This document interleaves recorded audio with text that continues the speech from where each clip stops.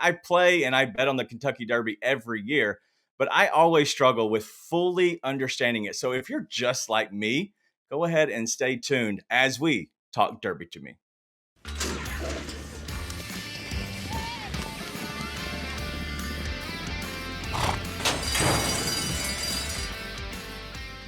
Talk Derby to me. All right, Raphael. We hit in the break a little bit about the weather, and so the weather, starting to come in. That's going to be one of the biggest talked about things. So if you're looking to bet, is this a thing where you would hold off because of potential bad weather, or are you saying, hey, let's go ahead and get my picks in now? I would say if you like your horse, get it in now. Some of these horses, like Sandman and all these, they don't mind running in the mud, so it doesn't affect anything. Now, the ladies, the Kentucky Oaks, I think it affects them more than it will tomorrow in the Derby. But that means if there's rain or a bad track, that means some bombs are going to happen. So you can get some really, really nice prices on horses that you thought maybe just can come in second or third, and all of a sudden they win the race. So you can get a lot of good money coming in on a Derby for a nice number. So let's go ahead and get to who you think wins the Kentucky Derby. Yeah, I think it's Sandman. Look, I have all the respect in the world for journalism as a horse. He runs a very clean race. His trips are very consistent. He stalks around third, fourth, and he knows when to make the move in the turn to get himself in position in the stretch. Sandman has been very erratic throughout his career. He's had 8 races. He's placed in 6 of them. In his 3-year-old year so far, the 2 races he finished in second and third in, he had bad breaks from the starting gate. He has to have a clean break here. And I actually think the 17 post position may help him out a little bit, given the fact that he'll be in that extended gate. He won't have as many horses around him when he gets clear. It's just a question of how quickly can the jockey Jose Ortiz put him in position to get him where he needs to go. He's going to stalk at about 8th or 9th, maybe even 10th around for the first, half mile of this race, but you'll see him.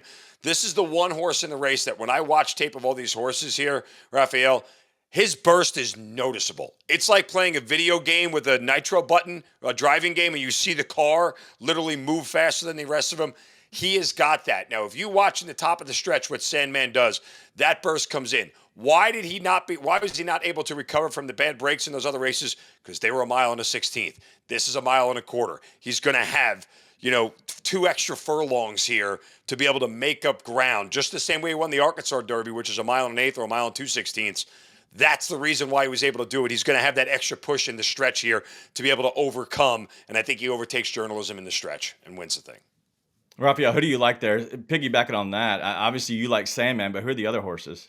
Yeah, Sandman, in the Rebel Stakes, he came in third, and he had a horrible break, but his speed made him hit the board. I didn't think he was going to be able to even hit the board with a bad break in the Rebel Stakes. I like Luxor Cafe. It's a Japanese horse. No Japanese horse has ever won a Derby, but came in second last year. And why not? This horse has American Pharoah blood inside him, and we all know what American Pharoah did at the Derby.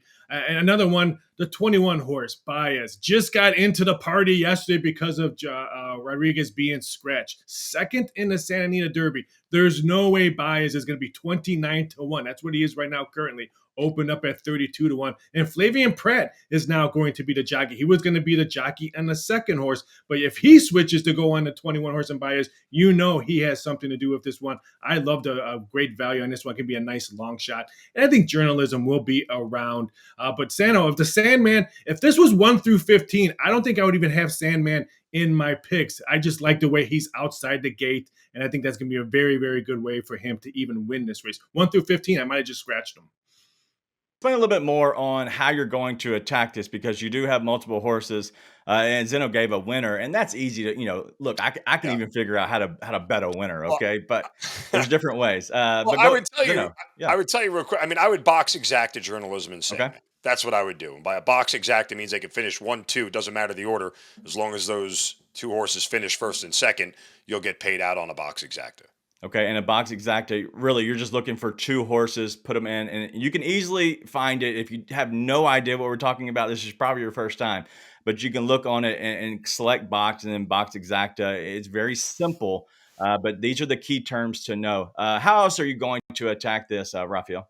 And I'm going to do the try box on this one. I'm actually going to throw in a 13 horse in Publisher, the other Ortiz brother that's on this one, and also has American Pharoah blood on him. I just think 28 to 1. Try box means first, second, and third. Doesn't matter what order. Now, when you're playing these, it's going to say trifecta, and then next to it, it's going to say box. Make sure you click the box on it, because if you just hit trifecta, that means your horses needs to come in that exact order. Make sure you hit trifecta box or exacta box. Always the box button. Hey, DG, let me real quick. I'm curious to ask Rafi's thoughts here on this because this actually was something I had.